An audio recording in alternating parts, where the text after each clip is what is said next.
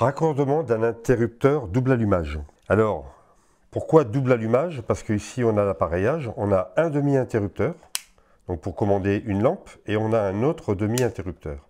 Alors le raccordement, il n'est pas aussi simple qu'un simple allumage, c'est pour ça qu'on l'appelle simple allumage.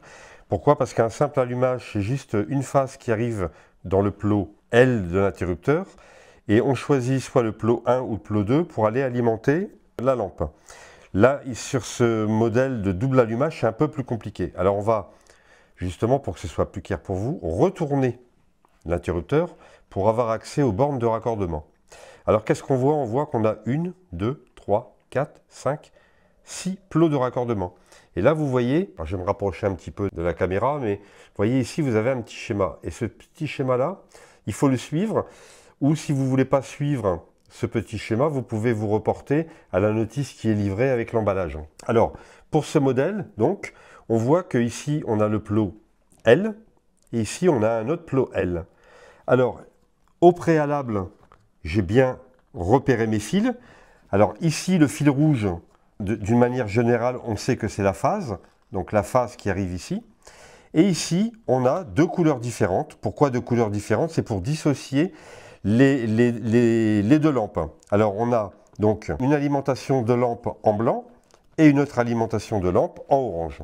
Donc ces deux fils-là, on les met de côté pour le moment et on va s'intéresser à l'arrivée. Alors l'arrivée, c'est la phase. Donc la phase arrive sur le plot L de l'interrupteur. Voilà. Ensuite, pour aller alimenter le plot L de l'autre demi-interrupteur, il va falloir qu'on fasse un petit pont. Donc on prend un petit bout de fil, on dénude les deux extrémités et on va ici faire ce qu'on appelle dans le langage électricien un pont. Alors le pont, on le fait de cette façon, donc on prend les deux extrémités et on relie les deux plots L ensemble.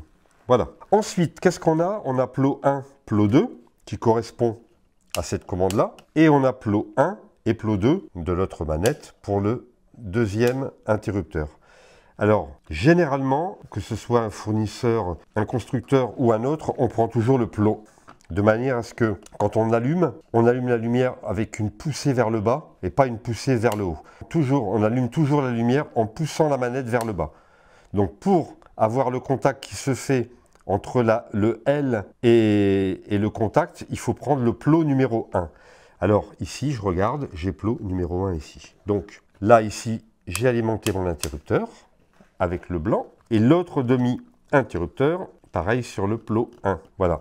Et maintenant, quand on regarde ce qui se passe, on a la phase qui arrive ici, qui alimente la lumière de la manette droite. Ici, comme on a fait un pont, donc du coup, on alimente le deuxième demi-interrupteur de gauche, et on va pouvoir allumer la deuxième lampe.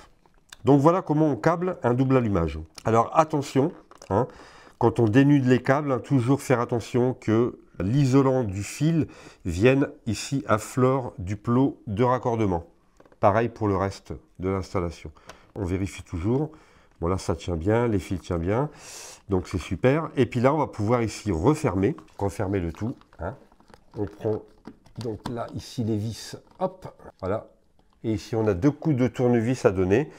On remettra la plaque de finition et là on a câblé notre double allumage. Vous pouvez retrouver ma formation d'électricité sur ma description.